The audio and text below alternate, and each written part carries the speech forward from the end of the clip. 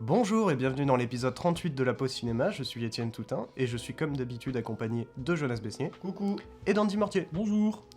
Donc sans plus attendre, on va comme d'habitude parler des actualités qu'on a pu voir cette semaine, en commençant par un film qu'on a pu voir en avant-première avec Andy, à l'Arvor, en présence du réalisateur. Il y a des petites figurines. Ouais. Impression de déjà vu, Ouais, non ouais, c'est très étrange. Mais Ouais, c'est terrible. Peut-être pour info quand même dire qu'on enregistre parce qu'on Ouais. on va passer un peu bah de du temps coup plus vite, on le dit maintenant, si jamais on galère à dire des choses, c'est parce qu'en fait on a déjà enregistré cet épisode Mm. et qu'on a eu un souci technique, du coup on le réenregistre. Oui. Et ça fait bizarre. Ouais, c'est très étrange. C'est ce qu'on fait en soi à l'Arvor quand on fait la critique. On Ouais, parle d'abord des ouais. films, ensuite on en reparle au machin et c'est Ouais, très bizarre. C'est très, Ouais. ouais, c'est en fait, c'est perturbant. très intéressant comme truc, mais c'est perturbant. Mais du coup, donc le film interdit aux chiens et aux Italiens de... Alain Alain Huguetto. Huguetto. J'ai toujours pas son nom. Ouais. Et du coup c'est un film en stop motion. C'est trop bizarre de redire les choses. Stop motion est prise de vue réelle, mais le stop motion c'est déjà de la prise de vue réelle. Voilà. Ouais, ouais. Ça doit faire- mais là, c'est pire, c'est mec, chaud. ça fait au moins 4 fois que je le dis parce que à l'Arvor aussi je l'ai dit chaud Ouais, une fois. ouais, 2 fois. Ouais. Donc ça fait 4.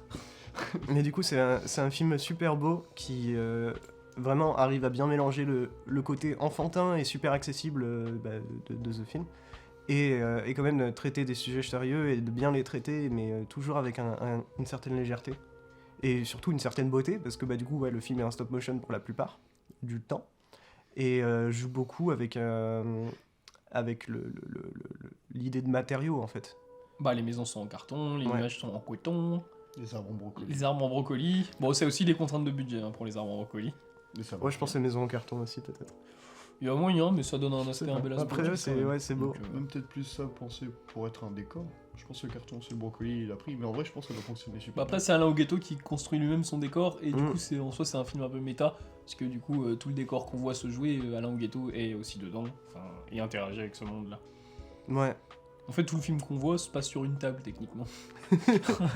Dans un atelier. Bah, même on a des plans sur des outils et sur l'atelier, tout Bah ça. ouais, voilà. Et puis beaucoup sur les mains. Peut-être un petit synopsis, parce que du coup... Ah oui, j'avoue. Bah, concrètement, c'est Alain, réalisateur, qui discute avec une figurine de sa grand-mère, qui va lui raconter sa vie et surtout aussi la vie de son grand-père. Et du coup, leur passage de l'Italie qui commence à avoir un fascisme émergent et le fait d'aller en France. Et puis, du coup, la naissance de ses parents. Voilà, de quoi, ses en gros, c'est ça. petits-enfants. C'est un petit peu une sorte de biographie, un peu. Enfin, et puis, Biographie de ses- Basé sur les récits de sa grand-mère, en soi, je ouais. Et puis, vraiment, il faut le dire, vraiment un film qui est super drôle. Mhm. Qui a beaucoup de gags très visuels, mais que ce soit même, on l'avait dit du coup, mais des yeux globuleux des figurines. C'est Bah, vraiment- tu vois, tu parlais la dernière fois de la présentation du père, Hmm. enfin du grand-père. Genre, Ouais. oh, il était beau, et puis on voit d'un Ouais. coup un plan de lui et qu'est Ah vraiment, ouais, les yeux globuleux dans la dans le moustache. vide. hein. Ouais, Comme la grosse je moustache. La grosse disais la moustache. dernière fois. Et ça leur donne un côté peut-être un peu bené. Ouais. Hmm. Mais c'est carrément ça. Et puis, voilà, je pense qu'on a fait le tour. Ouais, Je bah sais pas s'il y a ça, d'autres choses. c'est très c'est manufacturé comme film. Vraiment. Ouais. Tu sors du film, t'as Ouais. t'as vraiment l'impression d'avoir touché des matières, du carton. Je pense que ouais, pour les gens qui aiment bien la stop motion, c'est vraiment... et peut-être même les gens qui ont envie de faire de la stop motion, c'est carrément le genre de film à voir, parce que tu vois presque même le process, le Ouais. process de créer les petits matériaux, les petits trucs, tout ça, et c'est vraiment plaisant. Vous avez dit aussi que la dernière fois que c'était un film qui était aussi pour tous les âges. Ouais. Ouais. Bah, c'est ce que je disais avec le fait qu'en fait il y a pas mal de sujets qui sont sérieux et que ça nous apprend vraiment des vraies choses sur l'histoire du monde. Mm. Mais ouais, c'est un film qui met la D'accord. banane, qui met la pêche, et qui mérite vraiment le visionnage. Hein. Et c'est un petit truc qui claque surtout. Ah ouais, Qui carrément. vient du coup d'un panneau sur le café français de l'époque. Style. Mais du coup, voilà, je pense qu'on a fait le tour de Interdit aux chiens et aux Italiens. Et on va Mhm. pouvoir enchaîner sur un film. Ah non, une Non, série. une série. Ouais. Une série du coup Netflix d'anthologie qui s'appelle Maniac Par Junji Ito, une- anthologie Ouais, macabre. c'est ça. Cela. Alors, Je pense que je vais d'abord dire ce que j'en pense, et puis après, parce que bon, du coup, moi, je suis peut-être l'avis le plus négatif, je sais pas. Après, je reste un peu positif parce Oui, mais que c'est le c'est plus gros cool. puriste aussi. Ouais, mais je suis un gros puriste, je suis un connard. Non, mais sans déconner. Mais concrètement, je suis content que cette série existe. Mais elle aurait pas existé, ça m'aurait. Petite info, ils ont passé à Angoulême 2 épisodes en salle de cinéma. Je sais C'est pas stylé, lesquels, ça. et Junji Ito y était, du coup. Ça, c'est stylé. ça. Donc, Ok. je sais pas s'ils ont passé les meilleurs ou les pires, mais j'espère qu'ils ont En, passé les en meilleurs. vrai, je ouais. pense qu'ils ont. Au moins passé- l'épisode 3, Ouais. du coup. Oui. Puis, je sais pas quel autre épisode. Peut-être un- les oui, statues. C'est vrai que t'avais pas vu, toi, tu l'as pas lu cette histoire-là. des Non, statues. du coup, ouais, non. Bah, je te Elle est piquerai ton incroyable. bouquin. Moi, il y a un épisode qui m'intrigue, mais je sais pas si du coup t'as dû l'avoir vu, mais je l'ai pas vu, c'est le labyrinthe de Dédale. Et il se passe quoi dedans? Je sais pas, je l'ai pas vu.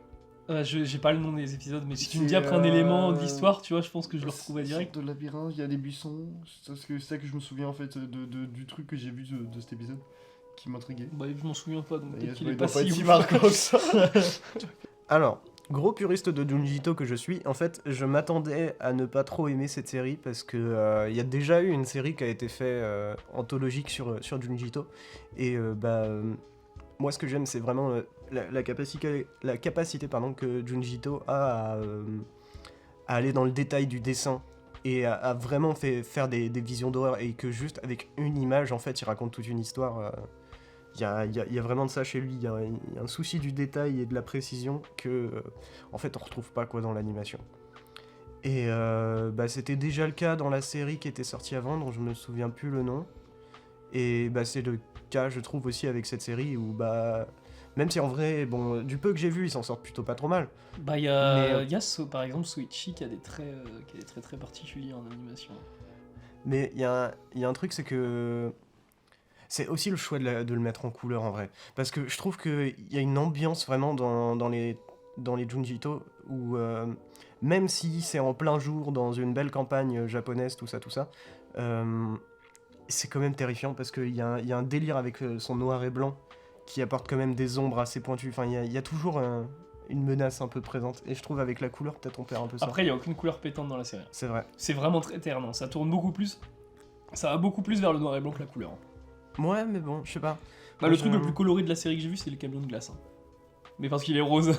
Ouais, et puis bon, ça se tient. Mais hein, camion de glace. j'ai dans l'artbook de Junji Ito, il y a le camion de glace sur une peinture. Ah ouais. Ouais, et pour le coup, les couleurs sont super chaudes. Hein.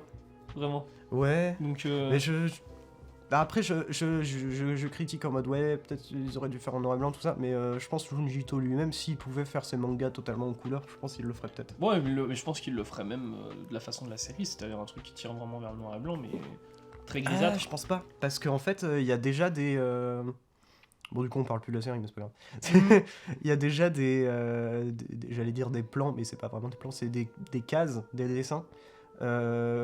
Particulièrement au début de ces grands mangas.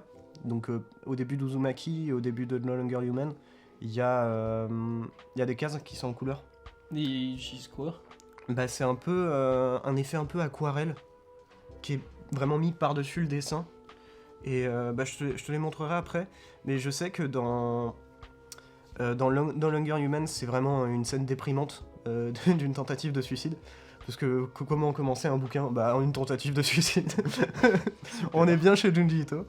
Mais je sais que c'est un truc assez déprimant et qui joue beaucoup avec du bleu, un vert un peu malade et du rouge. Vraiment du rouge sang, quoi. Mais par contre, dans Uzumaki, c'est super beau parce que en gros, ça commence pas du tout par un suicide, ça commence plutôt bien d'ailleurs. C'est juste le personnage principal qui est dans un champ. Et c'est un champ de fleurs jaunes. Et du coup, t'as des belles étendues vertes avec du jaune, tout ça. Mais c'est un côté très aquarelle et franchement, c'est super beau. Bah justement, tu vois, moi, je vois bien les aquarelles, même qu'il fait pour les couvertures de ses bouquins et tout ça. Mais c'est pas comme ça que je vois l'univers de Junji Ito. Je trouve que c'est des très belles couvertures, mais je me dis, Ouais. regardez ces bouquins avec ces couleurs-là, ça enlèverait quand même un truc. En vrai, le noir et blanc, justement, apporte beaucoup plus. Ouais, quoi. mais je suis d'accord. Mais c'est peut-être aussi pour ça qu'il s'emmerde pas. Parce qu'en soi, il fait des histoires très très courtes, hein, des fois. Et il pourrait il pourrait les mettre en couleur. les mettre en couleur, ouais. Après, c'est peut-être un choix esthétique ou c'est peut-être un choix économique. La série Maniac respecte plus Junji Ito que Junji Ito lui-même. Mais je me souviens des épisodes, notamment des épisodes par exemple, le mec qui va dans l'épisode de Soichi, du coup, qui tape parce que son frère, là, un mec chelou vient proposer à son frère du coup, de mettre 4 cloisons, là. Genre, le mec, vraiment, il est limite il a un teint un peu bronzé, mais très chelou, et tout est en noir et blanc presque. Enfin, il y a... Faudrait que je le voie cet épisode. Ça m'intrigue. En plus, Mais le c'est Soichi, c'est vraiment très sombre. Hein. Enfin, y a pas, j'ai pas vu, à part le camion de glace, vraiment dans la série, il y a rien qui ressort de pétant, quoi. Mais en soi, Ok. la série est pas si marquante que ça. Je veux dire, ouais. En soi, moi, de mon avis, c'est un peu en demi-teinte. Après, soit j'ai vu que 2 épisodes sur conseil de Andy. Bah, moi, je t'en ai conseillé qu'un. Tu m'en as conseillé qu'un, mais j'en ai regardé un deuxième. Donc en soi. Après, l'épisode des statues, quand même. Ouais, et il faut que je rattrape le reste. Mais du coup, j'ai vu 2 épisodes et il y en a un que je trouve vraiment pas bien du tout et un que je trouve vraiment très bon. Donc après, c'est comme ce qu'on disait la dernière fois, c'est dans le principe de l'anthologie. Bah, c'est dans l'anthologie, toujours t'as assez toujours des inégal trucs en dessous. général. Ouais. Ouais. Mais globalement, là, c'est vraiment très inégal. Ouais, Vraiment mais des je vais écarts de ressortir, niveau, je vais ressortir la Ouais. petit truc de la dernière fois. Dans Black Mirror, il y a des saisons Bah qui oui. sont Bah, nulles, mais vraiment et- 0 épisode. bah, nul, c'est- Et quoi. puis, le truc, c'est que c'est aussi vrai, en fait, juste avec les bouquins de Gito. Parce que Mm. c'est des recueils à chaque fois de... Enfin, généralement, c'est des recueils de plusieurs petites histoires. Et il y en a qui sont claqués au sol. Celle du camion de glace, hein, du coup, faudra que je la lise, mais elle est pas en épisode, vraiment, c'est Ouais. Moi, pas très utile. je sais que Ouais, dans... plus spiritisme. Dans Shivers, la première histoire, elle est aux œufs. C'est un truc avec un disque, enfin un vinyle, un vieux vinyle qui est hanté en gros. Et où quand tu l'écoutes, tu deviens fou et tu veux à tout prix garder le vinyle et c'est la musique. Non, non, c'était pas ça. Ah non, c'était plus stylé. Non, en fait, l'histoire est stylée. Mais du coup, je sais pas si je le dis pour pas spoiler. Mais Non, ne spoil pas. bon, ok, ça marche. Bon, bah du coup, j'ai rien dit en fait. L'histoire est cool. Non, mais vraiment, genre le premier épisode, je veux dire, genre, y a rien de véritablement intéressant, même dans l'histoire, dans le truc. C'est un truc, j'ai l'impression que ça n'avance pas et que c'est juste creux et assez vide. Bah, de toute façon, ça Et- va pas avancer forcément parce que tu sais que l'épisode il va durer moins de 20 minutes. Bah, cet épisode-là, Ou l'épisode-là, plus il dure long. 26 minutes. Ouais, mais t'as plusieurs histoires dans certains épisodes. T'avais Non, mais qu'une là- histoire là- dans l'épisode Ah, j'ai vu toute l'histoire, c'est une seule histoire dans l'épisode. Ouais, parce que par exemple, moi j'ai l'impression que le plus long que j'ai vu au final c'était les ballons, tu vois. Parce que dans le reste des épisodes, après, c'est vraiment c'est du découpé. Genre le camion de glace, c'est 6 minutes quoi. 6-7 minutes, pas Non, plus. je Hein. crois que l'épisode des ballons est un peu moins long que celui-là, que le tout premier épisode. Après, le tout premier épisode est tellement peu marquant que, en fait, tu le mates, c'est comme si tu avais rien maté. En fait. Genre, c'est vraiment Bah, moi en vide. tout cas, de Maniac, je retiens quand même je retiens des histoires et c'est surtout que pour moi, ça a Bah été ouais. vraiment ça a été la porte ultime à Junji Ito. Hein. Vraiment, Mm. je me dis, là, c'est bon, j'achète ses bouquins quoi. Mais Bah, carrément. en soi, je suis un peu d'accord. Et Genre, dans ce cas, moi je trouve que la série marche. Parce qu'elle m'a fait aller Ouais. vers les bouquins. Elle Ah m'a bah pas me oui, fait me oui. dire, oh, c'est de la merde, tu vois. Ouais. Ah non, mais ouais, mais c'est pas ce que je dis. Hein. Moi, je sais C'est que ça le plus important. hein. Ouais, Ouais. c'est ça. Hein. En fait, ça te donne envie de pencher sur son univers et même plutôt sur ses bonnes histoires et tout. C'est quand tu regardes même l'épisode 3 avec le ballon pendu là, qui est assez terrifiant et qui est genre C'est vraiment très très Carpenter cool. aussi cet épisode. Bah, c'est très Lovecraftien aussi. en Ouais, fait. mais c'est tout. Ouais, ouais. Mm. Mais Très il y, Junji y a un truc, du coup, si tu t'intéresses à Junji Ito, ou même toi, jeunesse, Oui. que tu vas retrouver, c'est une thématique qui est chère à Junji Ito, en fait. C'est le fait que les personnages vont toujours se retrouver dans des situations où ils vont tout faire pour survivre ou pour surmonter un truc, mais ça ne marchera jamais. Et ou même, pire que ça, il y a pas mal d'histoires aussi où en fait, ils se rendent compte qu'ils ne peuvent rien faire. Et du coup, ils sont. Enfin, t'as vraiment ce côté. C'est ultra déprimant. C'est hein, Junji fataliste. Ito, mais ouais, c'est ultra fataliste, Ouais. c'est ça. Et bah, c'est très lié à Lovecraft, parce que Lovecraft, c'est un petit peu ce qu'il disait, c'est que concrètement, s'il y a un dieu ancien Lovecraftien qui se réveille, bah on est baisé. C'est aussi simple que ça. L'épisode que je te racontais, du coup, la ville où les gens se transforment en tombe, Ouais. ça il est dans la série, mec, faut le regarder. C'est en gros, c'est un couple même pas, non, c'est un frère et une sœur. Mais bon, au Japon. Frère et sœur. Au Japon, c'est. Frère et sœur. Ouais. Le film. Des péliches. Et ils écrasent du coup une meuf par accident et le mec la fout dans son coffre. Sauf Ouais. que dans cette ville-là, du coup, quand tu tues une personne ou quand une personne meurt, elle se transforme en tombe et on la déplace pas du coup. Et tu retrouves des images incroyables du genre une tombe sur la route. Mm. Et là, bah, ça va les rattraper à un moment justement ce meurtre-là quoi. Ah, ça, c'est stylé. Hein. Mm. Vraiment, il y a des Non, mais idées il y a, comme ça qui. Il y a un truc dans la série qui est intéressant, je trouve. Bon, c'est plus facile de le faire, notamment pour les ballons, il y a du mouvement avec les ballons, on les fait en 3D. Mm. Et il y a le monstre qu'on voit dans cet épisode-là qui est aussi fait en 3D. Et en soi, c'est moche, Ouais. mais pas moche dans le sens, il y a un truc qui dénote justement avec tout le reste. Ouais, bah après, je sais que. En vrai, ça peut être intéressant comme esthétique, mais moi je sais que je suis pas giga fan. Parce que ça fait un peu. Enfin, ça se ressent que c'est pour aller plus vite et que, bah. On en avait parlé hier, mais c'est. Les studios Jap, ils ont. Enfin, d'animation, les studios Jap d'animation, ils ont des deadlines d'enculés. Et en fait, ils vont te faire de la 3D parce que c'est plus rapide. Je sais qu'ils l'ont fait aussi dans les dernières saisons de l'Attaque des Titans. Ah la nouvelle série Berserk. Ouais, la nouvelle série Mhm. Berserk, ouais. Mhm. C'est un exemple vraiment bien. C'est, ouais, parce que la première série est super belle, Ouais. et un vieux truc craspé, vraiment, c'est dégueulasse, quoi. Et la deuxième, presque super propre. Enfin, tu vas retrouver même, ils ont mis des ombres en traits sur Ouais. une animation 3D. Ouais. Alors, il y a certains qui kiffent. Ah, Mais c'est par ça exemple, que sur j'aime. Soichi, dans la série, ils ont mis des ombres comme ça. Mhm. Mais c'est sur un dessin 2D de Soichi. Ouais. Et du coup, ça dénote pas trop. Mais sur Berserk, c'est bizarre, quoi. Ouais, c'est les images de la nouvelle série Berserk que je n'ai pas maté du coup, mais genre j'ai vu des images et vraiment c'est vrai que c'est J'ai chelou. maté quelques épisodes, je me suis arrêté. Ça fait trop bizarre en fait. Mais tu pourrais faire le même constat de Berserk, en fait, en animé, c'est très dur à adapter parce que le dessin de Miura, il est beaucoup trop. Bah carrément, beaucoup carrément trop ouais. détaillé. Et puis enfin ça se voit. Il y a, franchement, je vous invite si vous avez jamais checké Berserk à aller voir des images de Berserk juste pour se rendre compte du travail du gars. Bah, Junjito, ils sont J'ai super de j'ai Kentaro jamais. Miura. C'est incroyable. C'est vraiment Ouais. l'un des plus grands dessinateurs qu'ait jamais vécu. Mais on est d'accord, Junjito, il s'en inspire. Ouais. Oui, Bon, il y a des monstres dans Berserk, genre qui. Bon, c'est de l'organique à la Junjito. Hein, Ah mais aujourd'hui, carrément, hein. carrément. Mais je pense Ouais, je que vais checker. Junjito, de toute façon, il s'inspire d'autres mangaka qui s'inspirent forcément de Berserk. Mm. Enfin, je pense que tu peux pas rencontrer un mangaka aujourd'hui qui ne dit pas ouais, Berserk c'est trop bien et c'est une vraie inspiration. Mm. Parce que c'est. Enfin, je sais pas, c'est comme si tu disais que t'étais réalisateur et que. Après, je sais pas, il y a pas mal de. Fritz Lang, quel mauvais réalisateur, lui je m'inspire Ouais, par pas. exemple. Ou Orson Welles. Oui, bah oui. Bah, Hitchcock. Ouais, Hitchcock, carrément. Ouais, en fait, non. T'as des meilleurs exemples que ce que j'avais en tête. Moi, je pensais à Spielberg, j'étais en mode, ouais, mais non, ça marche Bon, pas. Spielberg, bah, une prochaine génération en tout Ouais. cas sera forcément influencée, même Ouais. aujourd'hui encore c'est bien Brian influencé De par ça. Palma ne sait pas faire de film. C'est J'en dirai pas plus. C'est terrible, ça. Qui Mais- très, ouais, il reprend. C'est vrai que De Palma, sa plus grosse influence, il disait que c'était Hitchcock. Ah ouais. Ouais. En vrai, c'est. T'as même un plan de, je sais plus dans quel film de Palma, qui reprend Fenêtre sur cour, un mec qui En vrai, observe quelqu'un. C'est pas étonnant parce que bah, rien que c'est. Comment il s'appelle ce film? C'est le film avec Travolta? Blowout.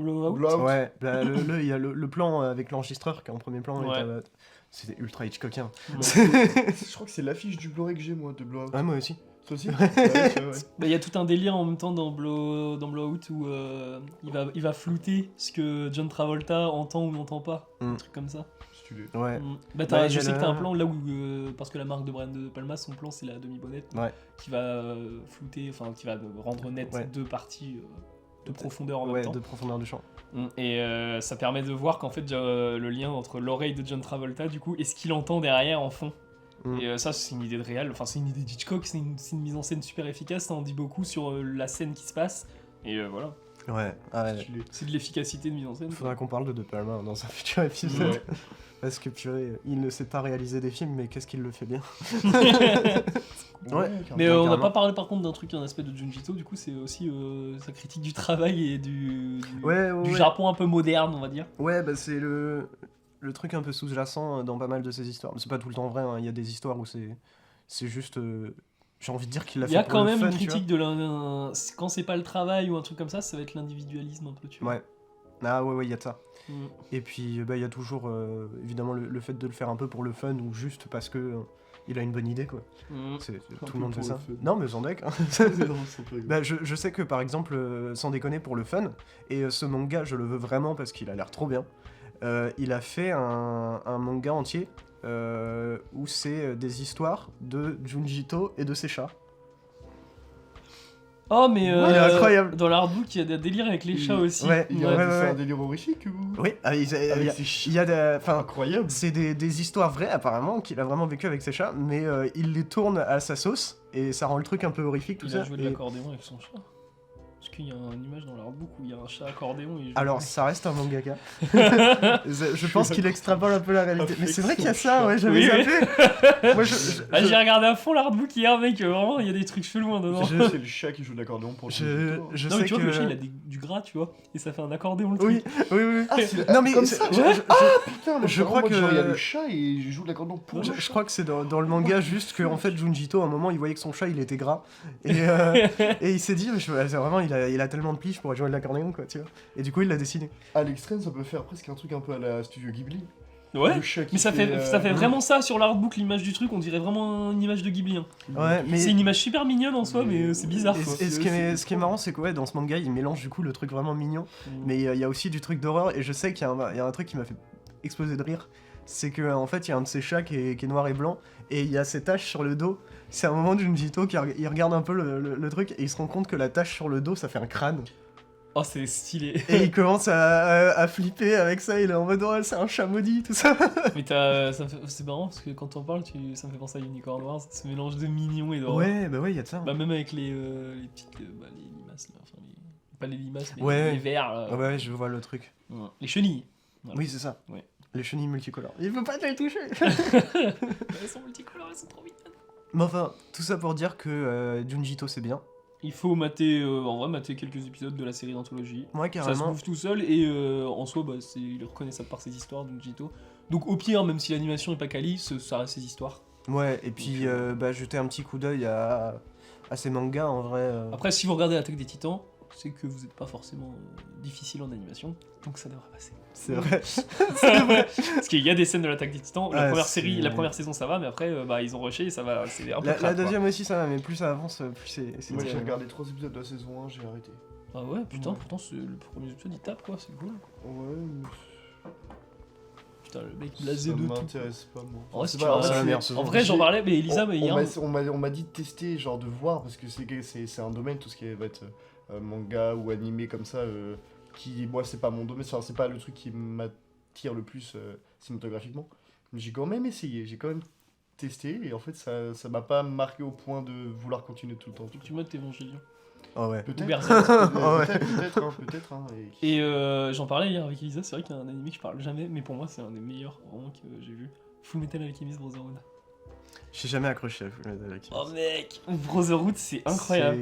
Ouais, en vrai, faudrait que je m'y remette, hein, que je m'y replonge. Il y Mais... a que 60 épisodes et c'est une dinguerie. Et sinon bah, Monster, Ouais, qui est ouais. sur Netflix je crois en plus. Ça, par contre, tu m'en as parlé Monster. plusieurs fois. C'est un thriller, c'est inspiré des thrillers français en plus. Et, mais ça date, hein, et c'est en gros un mec qui a le choix entre sauver... il est chirurgien à l'hôpital, et il a le choix entre sauver le maire et une gamine, je crois, ou une femme. Je sais. Et bah sauf que là, en gros, il va choisir l'autre option, et il va vivre une vie d'enfer après ce choix-là. Parce que du coup, il a pas sauvé le maire. Et ça va partir en couille. Et en vrai, tant qu'on est Oh, dans ça a le... l'air stylé, ça. Dans le sujet des animés, je dois forcément parler de Jojo. Putain de merde, regardez Jojo Bizarre Adventure. Bah là pour l'animation. Du coup, Oh, en ouais. termes d'animation, Oh là là. peut-être pas de série qui arrive au niveau de... Ah non, tu il y en vois a juste pas. les plans, les dessins. Mais les idées, la colorimétrie, les effets sonores, ça c'est les effets visuels. Jojo, c'est ce que Marvel devrait être. Jojo Ito.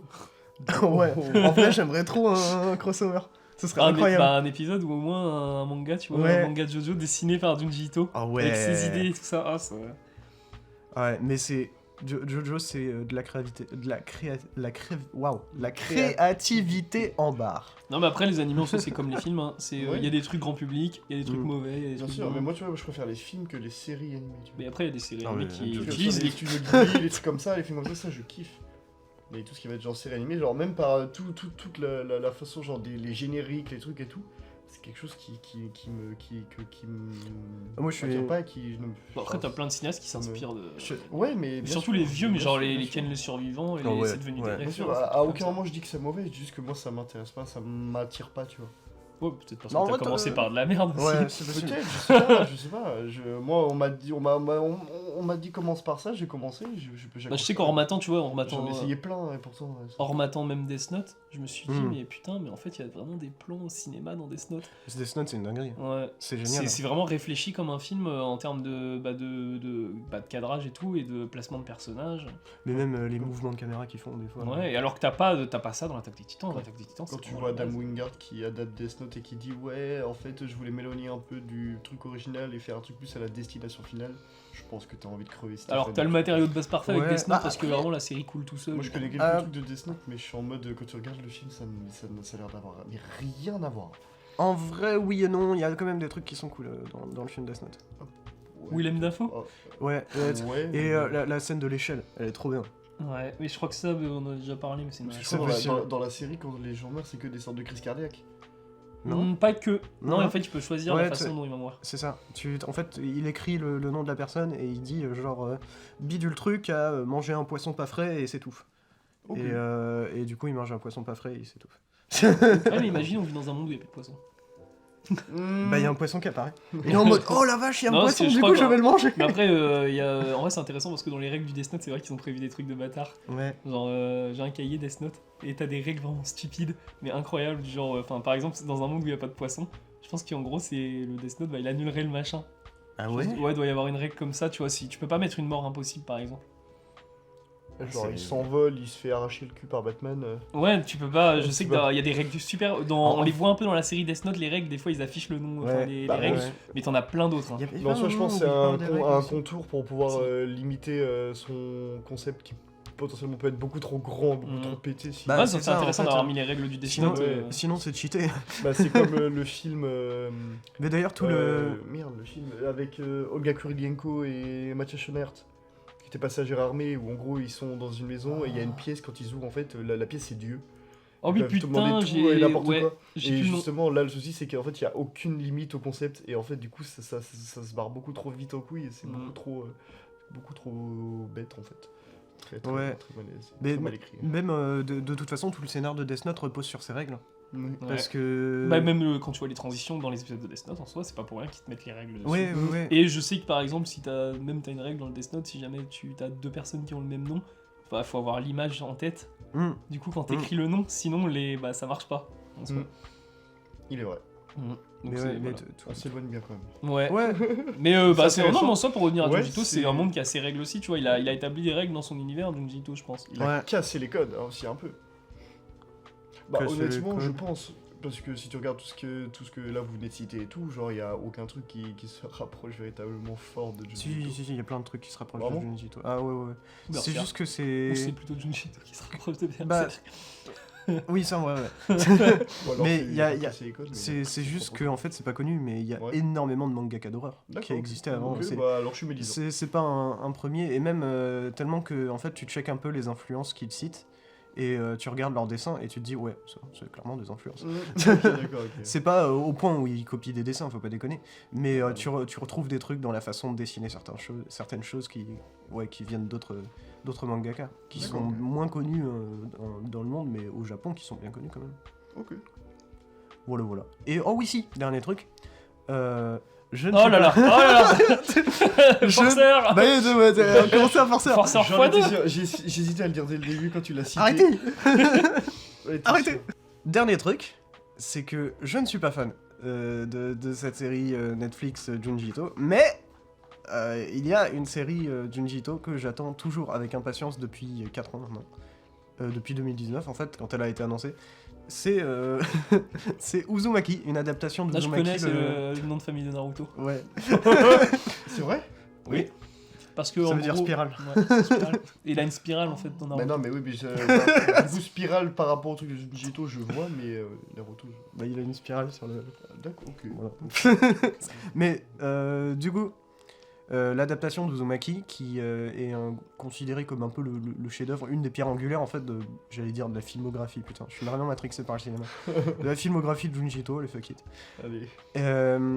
Qui est faite vraiment par une équipe qui émet du cœur et qui aime vraiment beaucoup le manga de base, ça se voit avec les interviews du réalisateur, mais ils ont aussi Junji Ito qui fait partie du casting de voix, tout ça, et Colin Stetson à la musique, donc ils auront au moins un bon OST, et j'espère que ce sera une série qui laissera une petite marque dans le monde, parce que ça le mérite, je pense. Tu es gentil de dire une bonne OST.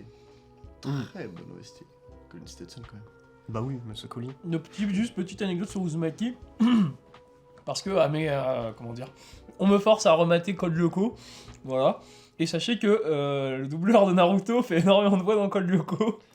Ah Qui te ouais force Oui. à regarder ça? Mm. Ouais, ok, très bien. Ok, En vrai, je d'accord. kiffe Code Lyoko, c'est mon animé d'enfance aussi. Ouais. Enfin, c'est mon dessin animé d'enfance. Mais voilà, maintenant je vois les personnages de Code Lyoko, je vois Naruto derrière. Ok, du coup, on a terminé avec Kodioko, avec, Ouais. Avec Naruto. avec la série d'anthologie de Junji Ito. Mm. Et on va pouvoir passer au prochain film qu'on a pu voir cette semaine, qui n'est autre qu'un film qui est présent aux Oscars, j'ai du mal, Oui. avec Cate Blanchett, et réalisé par... Todd Field. Merci. Je t'en prie. C'est tard. Todd Chant. Todd. Oui, j'avoue. Philippe, c'est les chants, je crois. Ah ouais. Ah moi j'avais chant en mode chanté. Non, c'est écrit pareil, mais il y a juste un S. Mais du coup, pour raison quelconque, je n'ai pas pu voir le film, et vu que je ne veux absolument rien savoir, je vais donc quitter cette pièce pour la deuxième fois, puisque on retourne le truc. Allez, bisous les... Donc on en a terminé avec la série d'anthologie de Junji Ito sortie sur Netflix. Et Jonas est parti, car il ne veut pas se faire spoiler tard. Il ne veut rien savoir de tard. Il faut qu'il aille le voir avant qu'il soit trop tard. Blague qui a été le plus faite sur le film. je pense. Ouais. Toute la France rigole sur tard. Mhm. Et ouais, du coup, Tar. Petit synopsis en vrai. Donc, Tar, on suit du coup Cate Blanchett qui joue Linda Tar. Lydia. Lydia. Bah, je crois que c'est son Et vrai je nom, sais c'est- plus, ouais, on en avait parlé la dernière fois, s'il disait Linda dedans. Ouais, Enfin, moi je Il y a vois un- Lydia Tar. il y a à un chaque moment, fois. il y a un dialogue. Mais c'est Lydia, je crois que c'est son nom de scène en gros. Ah ouais. Et que Linda, c'est son vrai prénom. Après, je sais pas pourquoi il y a ce truc-là dans le film, mais c'est stylé. Et du coup, on suit cette chef d'orchestre qui va en fait devoir organiser un gros orchestre à Berlin pour une représentation, sauf que il y a beaucoup de trucs qu'elle a fait qui étaient pas bien, qui lui retombent dessus en gros. Mhm. On suit son déclin en fait. Le déclin C'est de ça. Lydia Tar. Et ce qui est impressionnant avec ce film, et du coup on l'avait dit, forcément on l'avait dit hier, mais c'est que tous les deux on est sortis du film en se disant ouais c'est une vraie personne. Oui. Parce que le film est vendu comme un biopic, Ouais, clairement. et pas du tout. Mhm. C'est assez incroyable parce que pendant tout le film, on y croit quoi. C'est tellement bien fait, tellement bien joué que. Et puis l'histoire est tellement bien écrite que, en fait, ouais, on y croit comme on dit. Bon, on y croit quoi. Bah ouais, le truc, déjà l'aspect biopic est intéressant. Et surtout parce que le film démarre sur une conférence où on va t'exposer ce qu'elle a fait, Lydia Tar. Et c'est presque lecture de page wiki, mais du coup de fausses pages wiki, parce que bah voilà. Et rôle à Oscar pour Cate Blanchett aussi, évidemment. Clairement. Et moi, bon, pour raconter mon expérience en salle, du coup j'ai un mec qui est sorti au bout de 20 minutes. Parce que le film vraiment tire en longueur au début. Exprès évidemment. Hein, au point de mettre un générique hyper long avec je sais pas combien de cartons. Pour les- Ouais, mais même le générique de fin, il est chelou. Hein. Ouais, bah j'adore la musique du générique de fin. Ouais. C'est barbare la musique. Et, Par contre, ouais. Mais j'avais jamais vu ça, mais le générique de fin, du coup, commence par le casting, et après, ils mettent tous les musiciens, toutes les musiques qui ont Mhm. été utilisées dans le film, tout ça. Et ouais, et un aspect musical important aussi dans le film, du coup il n'y a pas de musique extra-digétique Mm. dans le film, à part du coup le générique de fin. Mais toutes les musiques qu'on entend, c'est musiques de téléphone portable. C'est pour ça que d'ailleurs ça m'a autant marqué les musiques de téléphone portable dans le film, parce qu'il n'y a pas d'autres musiques, à part du coup les orchestres. Ouais, Et sinon le reste, ça sera du bruit d'ambiance. Et déjà pour un film sur la musique, ou en tout cas sur une chef d'orchestre, c'est assez étonnant, mais ça donne aux scènes d'orchestre, ça les fait sortir du reste, quoi. De Ça ce leur- gloubi-boulga silencieux, quoi. ah, ça leur donne une puissance, hein, c'est clair. Mais aspect important du film aussi, il est tourné comme un film d'horreur. Il est mis en scène vraiment Ouais, et ah monté ouais. comme un... Enfin, il y a des scènes de tension très horrifiques. Et je sais plus, je voulais aller vers ça. Mais moi, je vais pouvoir enchaîner parce que moi, justement, le rôle. Enfin, le personnage avec lequel je rapprocherais le plus Lydia Tar dans Ouais. ce film, c'est vraiment Toni Collette dans Hérédité, quoi. Ouais. Et ça, ça m'a pas mal marqué. À un moment, je me suis fait la réflexion pendant le film. Et plus le film avançait, plus je me disais, ouais, c'est impressionnant à quel point, en fait, on on est vraiment pas loin du film d'horreur, quoi. Mhm. À chaque instant, ça pourrait partir dans un truc vraiment très très horrifique à la Hérédité. Et ça, c'est assez impressionnant pour un film qui concrètement est presque un biopic sur une chef d'orchestre fictive. Mais ouais, ça, j'avais jamais vu ça nulle part ailleurs et c'était vraiment surprenant. Et c'est intéressant qu'ils aient aux Oscars avec une ambiance pareille. Ouais, Parce que là, pour le coup, Todd Field a réussi à faire un compromis entre le film classique Oscar, qu'on destine aux Oscars, et le film de genre qui n'arrive pas à y aller, quoi. Ah, carrément. C'est vrai que... Mais je pense qu'ils y ont clairement joué de ça, et c'est aussi pour ça qu'au marketing, ils le vendent comme un biopic. Parce qu'un biopic, ça passe mieux aux Oscars Bah ouais. qu'un film d'horreur. Mais c'est pour ça que j'ai failli sortir de la salle au début, parce que je me suis dit, oh, c'est encore le biopic à Oscar, quoi. Et comme le discours d'un roi, en soi, le discours d'un roi, il est classique, il est très bon, mais est-ce qu'il méritait Oscar de meilleur film? Aujourd'hui, on s'en souvient pas, quoi. Moi aussi, mais... Bah ouais, mais pas, en tout cas, Mais pas dans la non, culture populaire, quoi. Ouais, et puis je reconnais que le discours d'un roi, c'est pas le meilleur film du monde. Hein, Non, c'est juste qu'il est très bien exécuté, le Ouais. truc, vraiment, il est quali, il est parfait, on va dire, il n'y a pas de souci, quoi. Mais là, par contre, il y a avec le biopic sur les Lyatard, entre guillemets, genre ça va beaucoup plus loin. Et surtout, moi, je suis sorti du film en mode, bah, mon défaut, par contre, au film, ça serait, il m'a mis une grosse claque dans la gueule, mais j'ai du mal avec ce qu'il veut me dire. Est-ce qu'il défend l'Idiatar ou pas?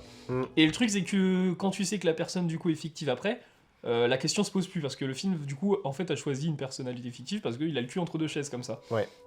Et il a pas besoin de prendre parti, du coup. Ah, c'est clair que ouais, c'est osé, en fait, dans les propos qu'il prend, le film, parce que clairement, en gros, on est dans des accusations Twitter, mais qui... Bon, ça part plus loin que Twitter, hein, il y a quand même un délire de tribunal. Il y a un délire de réseaux sociaux aussi. Ouais, bah c'est pour ça que je dis Twitter. Ouais. Mais on est dans ce genre d'accusation-là, sauf que... Enfin, dans notre vie de tous les jours, on est plus habitué à être sur Twitter, ou à recevoir les news, enfin bref, d'être du côté du spectateur, en fait, concrètement. Et là, bah, on est beaucoup plus... Bah on suit dans le l'Idiatar de toute façon depuis le début, en fait. Et en fait, avec elle, même, on va découvrir du coup les conneries qu'elle fait avant, avant la narration qui se passe dans le film, quoi. Et c'est vrai que, bah, en soi, j'arrive pas à savoir, aujourd'hui, tu me demandes, ouais, est-ce que les choses dont on l'accuse sont vraies? Bah, je sais pas. Bah, dans le film, en tout cas, ouais, c'est très ambigu, quoi. Tu te dis, est-ce que c'est pas un peu abusé? Mais en tout cas, ce qui est sûr, c'est que c'est pas une bonne personne. Ouais. Vu les mails, par exemple, qu'elle a reçus et qu'elle a mis de côté, ouais, des trucs ouais. comme ça, ou qu'on sait qu'elle a usé de son pouvoir pour écarter quelqu'un. Mais en soi, c'est... Plusieurs fois, même. Ouais, et c'est pas condamnable, ce genre de choses-là. Bah ouais. Bah... Et après, c'est pas moral. C'est pas moral, et c'est ça le truc. C'est ça mais je pense que Todd Field, justement, joue cette ambiguïté-là. Je pense Exactement. pas que le mec prenne parti en mode... Enfin, il montre une personne qui est quand même très abjecte à des moments, quoi. Carrément. Qui a ses moments de bien après aussi, mais pas dans son boulot, en tout cas. Ouais, bah rien que le moment où, du coup, elle est écartée de l'orchestre, Ouais. et qu'elle va revenir... Elle va revenir, et là... Ça, c'est... Ouais, ça pardonne pas. Bah, ouais. Et en même temps, je la comprends à ce moment-là, parce qu'elle dit même, Ouais. elle est énervée en mode, mais c'est mon truc, enfin, c'est mon travail. C'est mon orchestre. Bah ouais, Ouais. donc... Mais c'est ça qui est classe, en vrai, avec ce film. C'est que, vraiment, il y a un véritable amour, en fait, pour l'art qui est ressenti à travers ce personnage-là, mais il y a aussi beaucoup de difficultés, en fait, à le vivre, à en vivre, en fait. Et c'est assez dingue. Pareil, maintenant que j'y repense, il y a un plan, bah, c'est même le premier plan du film est comme ça. Il y a plusieurs fois dans le film des plans qui sont filmés. Enfin, en fait, on filme un téléphone portable qui filme et sur lequel il y a une conversation. C'est le premier plan du film. Ouais, mais ça revient aussi un peu plus tard. Mais on sait pas justement qui à ce moment-là qui tient le téléphone. Ouais. Et je suppose que c'est Noémie Merlan du coup au début. Pense. Oui, bah du coup, il y a qui a accumulé en gros en travaillant avec Lydiatar, tu te rends compte qu'elle a accumulé un bon nombre de trucs, elle a filmé tout ça et même en fait elle a critiqué dans son dos depuis le début Noémie Merlan parce qu'elle a pas aimé travailler avec elle. C'était pour montrer qu'elle travaillait avec elle et sauf qu'au moment où Lydiatar lui apprend qu'elle sera pas du coup au rang de violoniste machin et tout. Je crois que c'est un truc genre curateur. Ah ouais. Je crois que c'était pas pour être violoniste. Bon, c'était pas pour être à la place de la Russe. Parce qu'elle a non, choisi la Russe. c'est pour être à la place de merde, comment il s'appelle, du vieux, enfin du mec. Ah oui. Ouais, c'est vrai. Ouais, puis il y a tout le délire avec la russe, ça c'est stylé aussi. Oui, il y a une relation qui est très ambiguë aussi. Ouais. Tu te dis, Lydiatar. Et puis il joue vraiment bien la ligne parce que cette relation-là, il aurait pu la montrer plus clairement ou pas bien gérer l'ambiguïté. Mais là, c'est vraiment très ambigu et concrètement, on sait pas s'il y a des infidélités quoi. Bah, en tout cas, il y a un moment où du coup, elle est en conférence pour son livre, Tar on Tar, du coup là. Ouais. Et il y a la russe du coup qui est avec un mec. Et Lydiatar jette un regard, tu vois, en mode très jalouse. Bah oui, non mais ça par contre, on le sait qu'il y a quand même quelque chose quoi. Ouais. Mais rien que le fait que Lydiatar qui est en mode vraiment forte, tête droit sur les épaules, tout ça, et quand la russe s'en va et qu'elle oublie son petit teddy bear là, et qu'elle est en mode ah elle perd complètement ses moyens. J'avais un autre truc que je voulais dire mais je sais plus ce que c'était. Bah, hier t'avais parlé du métronome aussi, du symbole qu'on voit. Ouais. Ah ouais, carrément, bah oui. Ah, c'est super. Le film me fait penser à Pacific Fiction sur certains trucs. Parce qu'il y a un côté lancinant, un peu de conspiration pendant tout le film. Moi j'ai trouvé. Le côté paranoïaque. Ouais, complètement. Ce côté vraiment très paranoïaque que je trouve est tellement bien fait. Et il y a tout ce délire dans le film, et c'est pour ça que j'aimerais bien le revoir, parce que il y a un truc de mystère et de symboles qui sont jamais expliqués, que moi j'adore ça dans les films, des petites choses en plus. C'est Under the Silver Lake qui fait ça H24. Et il y a ça avec une sorte de symbole un peu géométrique qui, du coup, comme tu le disais, en fait, à un moment, elle se fait réveiller dans la nuit, une énième fois, parce que ça arrive plein de fois. Ouais, on en parlait hier, il y a des scènes, il y a énormément de répétitions dans le film. C'est presque cyclique. Ouais, c'est vrai. Même si il se passe des choses très différentes à chaque répétition, ce qui fait qu'on n'a pas forcément l'impression d'avoir une redite. Mais il y a un délire aussi dans ces scènes de nuit avec un peu un truc, on sait pas si c'est réel ou s'il y a du rêve. Il y a un côté horrifique aussi, du coup, à ces scènes. Ah bah oui, complètement. Et du coup, sur le métronome, il y a ce sorte de symbole un peu géométrique étrange qu'on retrouve aussi, du coup, dans la chambre de la fille de Tar. Bah, de la fille de... C'est l'autre, du coup, qui a la gamine, je crois. Parce qu'en je crois que c'est Tar qui s'est... Lydiatar qui s'est mis avec la meuf qui avait une gamine.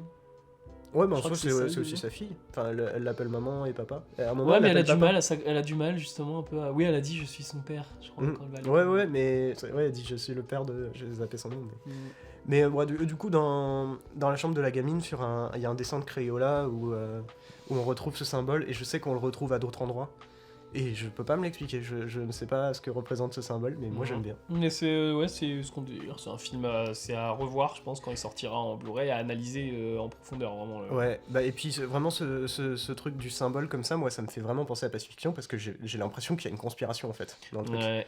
Et je deviens aussi paranoïaque qu'elle, parce que le personnage devient de plus en plus paranoïaque, mais c'est vraiment Pacific Fiction en fait, quand je le dis, ça s'applique aussi. Au point d'accuser sa fille d'être entrée dans le bureau, et sa fille à ce moment-là n'est pas rentrée dans le bureau. Ouais, mais j'ai l'impression que quand elle l'accuse, elle y croit pas elle-même, tu vois. Il y a un truc de non, mais ça peut pas être elle. Ouais. Mais ouais, c'est un film vraiment très intéressant et qui m'a pas mal surpris, rien que sur la cinématographie. Ah oui, le truc que je voulais dire tout à l'heure, c'est dans la cinématographie, ça fait plaisir en fait de voir des plans où il a pris le temps de bien les composer. Parce que ça paraît rien et c'est un truc tout simple, mais il y a beaucoup de plans où Tar, elle est vraiment, elle prend sa place dans le cadre. Et elle écrase les autres personnes à côté. Elle est beaucoup plus grande, elle est beaucoup plus installée. Je me souviens aussi, il y a un plan, un moment où vraiment dans sa chaise, elle est... Je sais pas comment le dire à l'audio, mais elle est posée, installée, elle prend de la place. Et en même temps, il y a aussi d'autres plans où pour le coup, elle disparaît en fait dans le cadre, presque. Elle devient vraiment toute petite.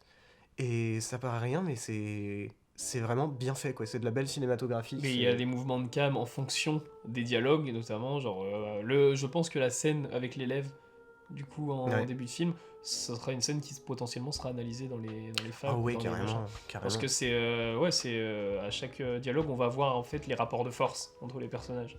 Et la caméra va se repositionner même en fonction des mouvements de personnages. Lydiatar, des fois, va être tout simplement en contre-plongée, ou des fois elle va être en plongée, elle va diminuer dans le cadre, et on va voir ce qu'elle s'impose, tout ça. Et tout ça des fois en plan séquence, quoi. C'est juste jouer avec ces placements de personnages et les rapports de force. Puis ouais, je reviens, je repense, il y a un autre symbole qui revient pas mal, c'est le cercle d'un orchestre. Enfin, le demi-cercle, en fait. Qui revient à plusieurs moments, et je sais qu'il y a un moment à la fin quand elle est en... Je sais pas quel pays. Je sais pas si c'est dit, si c'est Thaïlande, je sais pas.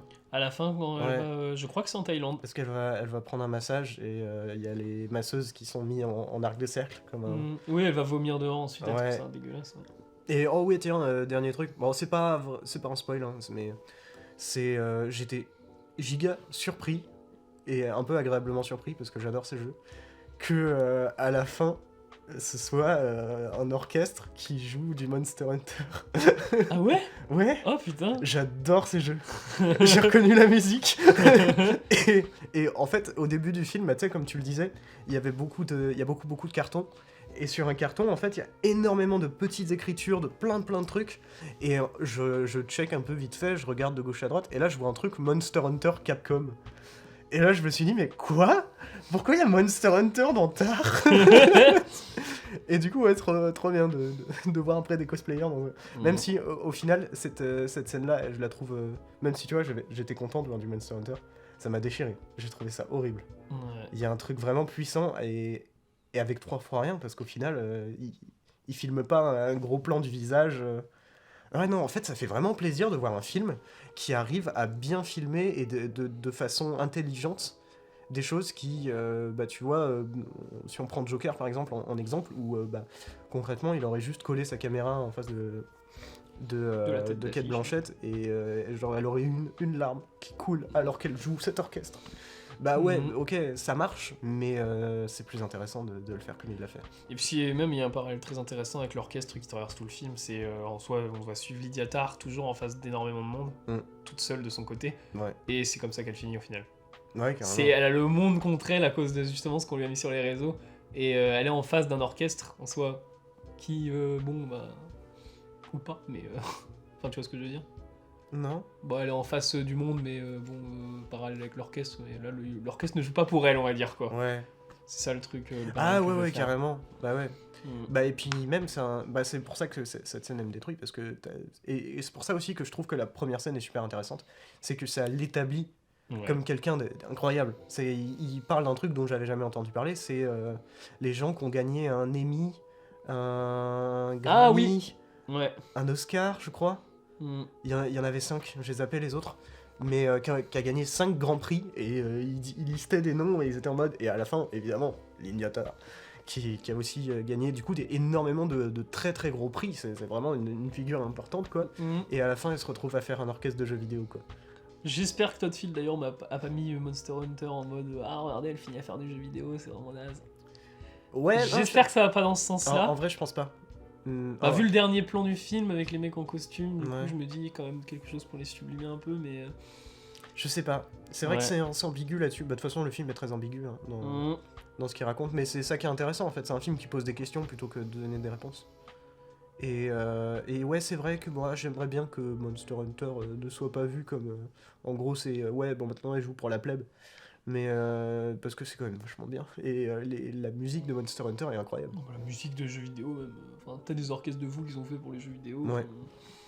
Ah bah carrément, ouais. Il y a Je pense qu'aujourd'hui, les gens écoutent plus des bandes son de jeux vidéo que bah, du Malheur ou du Bac. Ouais, bah c'est même sûr. Bah ouais. Et même, bah, on en avait discuté à un moment. Je t'avais fait écouter. Moi, je pars en tangente, mais ce sera la dernière.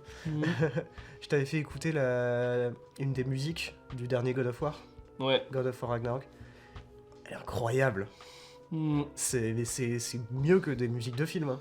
ouais. C'est monstrueux comme truc. Ouais, tu vois les petits sons de Cuphead, enfin les petites Ah musiques oui, qui sont carrément. faites, les musiques jazzy de Cuphead, c'est trop beau quoi, c'est super à écouter. Ouais, mais tout ça pour dire ne sous-estimez pas le jeu vidéo parce que le jeu vidéo est très très puissant. Mhm. Et même beaucoup plus puissant que certains trucs qui sont cotés. Donc voilà.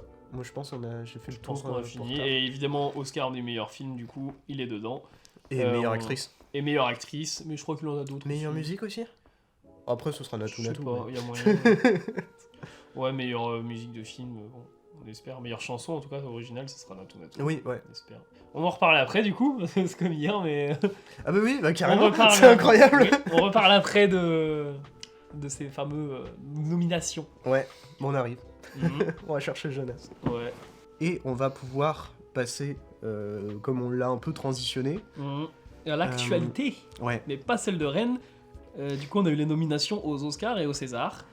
Et on va faire une redite de ce qu'on a fait hier, même si les gens le savent pas. Mais au moins, on va pouvoir rajouter quelques petits trucs quand même, parce que déjà, truc important, Martin McDonagh. Donc le fameux escroc connu, connu de toute la République. C'est grave aussi. Et aux Oscars, évidemment pour meilleur scénario. Et va l'avoir, évidemment, pour meilleur scénario. Mais ça, faut pas trop en dévoiler. Puisque, comme on va le répéter une deuxième fois, on fera les nominations officiellement plus tard. Bon, on fera Les nos pronostics. nominations, les prédictions. prédictions. Pardon. On fera un truc, un épisode du coup plus tard avec oui, les oui. prédictions. Donc 2 semaines logiquement avant la date avant l'épisode de la semaine des Oscars. C'est ça. Et puis, vous aurez aussi nos résultats en direct dans un autre épisode. On verra. Je sais pas si on fera beaucoup de réactions, mais en tout cas pour le meilleur film on en fera une. Bon, Ça, c'est sûr. On verra bien quelle forme on adoptera. Mais vous voulez qu'on le fasse en direct? Genre on se place le micro et... Bon, Ouais. micro, même pas, tu peux prendre un enregistreur en soi, tu t'en fous, vu que c'est des enregistrements, tu souhaites de réactions, on s'en fout si la qualité... Ouais... Après, moi en direct, en vrai, ce serait bien, rigolo en vrai. En j'aime direct. bien qu'il y ait une petite qualité quand même. Ouais, et puis c'est bien, c'est qu'en plus, là, on aura vraiment les résultats à chaud en direct, donc ça peut être rigolo. Moi, je suis chaud pour faire Ah, pourquoi pas, pourquoi Ouais, pas. ouais. Bah, dites-nous ce que vous en pensez. Après ça peut être bordélique, sachant qu'il y a peut-être d'autres gens qui vont vouloir venir en mettre. Ouais, mais carrément. Bah c'est ça que je me dis. Ouais, mais Mais- on va voir ça. On verra. On va bien voir. On vous tiendra de toute façon au courant sur Instagram, n'oubliez pas de la suivre. On verra, on saura sauver notre existence. Ah oui. Monde sans danger, monde sans danger, Ah, c'était ça le truc. monde sans danger. Et évidemment, on va refaire la redite dire aussi. Oscar ou César, aucune femme dans meilleur réalisateur. Ouais. Donc, résultat, Clapiche réalise mieux que Alice Diop. Voilà. C'est pas vrai. Et Et puis il y avait tout le truc avec Alice Diop comme quoi son film il est juste dans le truc premier film, dans la catégorie premier oui, il est film. dans meilleur premier film, Ça alors n'a que ce aucun n'est pas sens. son premier film. hein. De Non. loin, de très loin en plus. Et puis Et ça l'année se- dernière, ça se on a voit. eu des docus. Alors, elle a fait que du docu avant, Alice Diop, peut-être. Ouais, Mais il y a eu des docus nominés en Ça meilleur reste premier des film. films. Hein. Donc, En voilà. plus, ce que je me dis, c'est que j'ai vu aucun film d'Alice Diop et je sais déjà même qu'elle réalise mieux que Cédric Clapiche. Oh oui, oui. Bah oui. Moi, j'ai vu un film Clapiche, mec, c'est vraiment mon somnifère. Mon somnifère. Somnisphère. Mon so- Ton omnisphère. Bref. Exactement, mec. Mais si Clapiche là en meilleur réel, par contre, alors là. C'est, je Ah, pense, ouais, non. Osef as fuck. C'est pour parce que encore, bon. c'est ça? Ouais. Si, ouais, Ouais. oui. Déjà, son film d'avant, 2 mois là, c'était. Bah, c'est mon film Somnifère. Hein. Tu vas pas y arriver. Je vais pas y arriver. Somnifère. Somnifère. C'est le film vraiment, genre, j'avais envie de dormir tout le temps. C'était long et chiant. Bah, Non, mais- tu vas encore avoir besoin de dormir. Encore. Je pense que je le mettrai pour voir ce que ça donne, mais je Ouais. pense que Moi je peux jamais être fan du cinéma de Clapiche. Moi non plus. Bah, j'ai pas vu après ces classiques, genre l'auberge espagnole, etc. Tout sur ma mère, c'est lui. Tout sur ma mère. Je sais pas. Je crois pas. Aucune idée. Ouais. Ça doit être lui. Aucune idée, mais on va pas s'attarder sur Non, le clapin. bien sûr. un clapin. Et sur le clapiche. Et vous croyez que Clapiche, sur son tournage, il a un clapiche? Il a un petit clap tu sais, qu'il garde dans sa poche et il l'appelle son clapiche. En vrai, c'est marrant. Je vois bien. Il l'appelle Cédric. Accent. Cédric le clap. C'est un clap, c'est Sophie Oh, mais- qui fait le clap. N'empêche, j'y C'est pense. Dans les films de stop motion ou les trucs dans le genre, il doit avoir des mini claps. C'est possible. Bah, mini, je pense pas. Ça dépend à Bah, Un à clap, quelle oui, échelle. mais si pas tu- mini. Si tu fais un gros plan sur une figurine qui est petite, tu vois, Ah oui, c'est vrai, le ouais. clap il doit être tout petit. C'est intriguant ça. Ah mais non, parce que tu fais pas de prise son, je suis débile. Ouais, c'est vrai. Non, elles sont faites en. Les Les sons, sons c'est- sont enregistrés avant, en général. Bah ouais. On enregistre d'abord les dialogues et ensuite on anime en fonction Mais des dialogues. en plus, si c'est de la stop motion, c'est de l'image par image, t'as pas besoin de... Ah oui. C'est Oh, c'est- bah, en vrai, c'est marrant de se dire qu'il y a peut-être des mini-claps, mais a priori, du coup, non. C'est sûr, c'est Fianso qui va sur les tournages de Clapiche et qui font mode ish en faisant clap. Elle est bien. Mais et puis du coup, bon, meilleure actrice, je l'avais pas dit hier, mais du coup je vais pouvoir le dire. Bah, c'est Mia Goth qui aurait dû être dedans aussi en nomination, parce qu'il y a des actrices, je crois pas qu'elles méritaient. Hein. Qui méritait pas? Je sais plus qui y a Michel dans... Yeo Non, Michel Yeo et Kate Blanchett, y a pas de souci. Ouais. Mais je sais plus c'est qui les autres. Mais enfin, Mia Goth, s'il te plaît, juste pour le dernier plan de Pearl, elle devrait y être. Mais Pearl n'est pas sorti encore. Bah, aux États-Unis, Si, Pearl, si. il a été proposé aux Oscars. Ah oui. Bah oui, D'accord. il est sorti aux États-Unis. Bah, Pearl. Ouais, ça fait un moment. X non plus, bah rien. Ouais, mais bah, X, à la limite, pourquoi pas. Bon, frère, X, Mais- c'est quand même vachement bien. Bah ouais, mais Pearl, par contre, le jeu d'acteur de Mia Goth, il est Ouais. incroyable dedans. Ah, vraiment. ouais. X, c'est bien mieux que Black Panther. Ouais, mais Pearl est bien mieux que X. Elle est constamment dans un. Et Miyagi s'est dit que Maxine était apparemment mieux que Pearl. Bah c'est que ça va être incroyable. Elle est vraiment constamment dans un jeu d'acteur qui mélange une sorte de folie, de joie très étrange et d'un profond mal-être. Mhm. Ah, c'est super bien joué et c'est super malaisant, c'est incroyable. Et d'ailleurs, enfin, elle a dit que c'était le scénario était mieux que les deux autres parce que le film n'est pas encore tourné. Ouais, bah on a eu que le teaser. Ouais. Et déjà le teaser est cool. Ouais, déjà le teaser est cool. Donc, et ouais, côté César, bon bah, un meilleur film. Il y a eu quoi en meilleur film? Je crois qu'il y en a encore en plus de... Pacifiction. Bah heureusement qu'il y a La Nuit du 12. heureusement Ouais. qu'il y a Pacifiction qui est dans pas mal de Et catégories. la nuit du 12 aussi. La nuit du 12 aussi, parce que c'est. Bah, la nuit du 12, hein, il aurait pas eu de succès, il serait pas dans les catégories. Hein, mais bon. Non, mais c'est triste. Mais Mhm. est-ce que Bastien Bouillon ou Lily Lanners ils sont en meilleur acteur? Il y a moyen que Bully Lanners y soit. Bastien Bouillon, je suis pas sûr. En vrai, il mérite, mérite ouais. aussi. Hein. Ouais. Mhm. Là, c'est un jeu froid, mais tu sens que c'est. Des Il papiers, y a plein de des choses autour. papiers, encore des papiers. Non, c'est des rapports. Ah oui, c'est Des vrai. rapports, Des encore rapports, des rapports. Encore des rapports. On combat le mal en faisant des rapports. C'est génial. C'est Ouais. juste que la phrase est. J'ai incroyablement envie de revoir la nuit du 12 maintenant. C'est trop bien. Ça c'est la puissance du film, hein. Vraiment tu me Ah dis ouais. une réplique et ça y est j'ai envie de voir le film. Quoi. C'est comme Ouais. Asbestas aurait dû, Ah ouais. pour moi, être au moins dans les shortlists meilleurs films étrangers partout. Il a Et- peut-être pas été proposé. Hein. Aux Oscars. Ouais. Ah, quand même. Quel film tu pouvais mettre au-dessus d'Asbestas Tu penses que... même en termes de films sérieux. Mais ça, je crois que c'est vraiment les institutions du pays qui décident quel film ils envoient, parce que en Ouais. soi, Ouais. Il y avait ça avec l'Inde. Hein? Il y avait ça avec l'Inde. Par rapport à RRR. Ouais. Bah oui, parce que oui, l'Inde n'a pas voulu l'envoyer, mais Rajamouli lui l'a envoyé, mais sauf dans cette catégorie-là, quoi. Mm. Donc ça veut dire que l'Inde ils ont envoyé quoi de base. Ils ont envoyé Vikram. Mais le pire c'est que le seul Oscar qu'il aurait pu remporter, RRR, ils l'ont loupé quoi. Bah ouais. Ils Bah auraient après, mis RRR dans les Bah, il y a le shortlists, Natu. ouais, il y a la musique quand même. Ouais, Mais- non, Natu, mais le seul Oscar, on va dire, un peu sur le film, quoi. Ouais. Parce que la chanson, bon, c'est Keravani qui va l'avoir. Ouais, là, mais en vrai, ils l'ont mis dans cette catégorie pour faire plaisir, hein, pour qu'ils se disent, tiens, au moins on a mis une nomination pour RRR. Et il y aura Natu, s'il n'y a pas Natu aux Oscars, c'est les Oscars les plus nazes du monde. Enfin, Ah ouais. c'est là, ils ont ouais, l'occasion ouais. de faire un truc incroyable. Donc, en plus, c'est Jimmy Kimmel, je crois, qui. Ouais. Ah ouais. Ouais, qui hoste et les ça- Oscars, ça, donc, ça, en vrai, c'est cool. Ouais, donc il y a What moyen d'avoir un truc. Ouais. En vrai, ça, c'est cool. Ok. Pour pourquoi une fois, on pas. a un présentateur qui peut paraître genre bien, tu vois. Et en plus, il se prendra pas de tarte, logiquement. Ouais, Donc, oui, ça va. ouais. ouais. Je me souviens, la dernière, quand il y a eu la tarte, on s'est vraiment regardé, on était en mode. Ouais, qu'est-ce qui s'est C'est passé passé Ça me fait penser la tarte.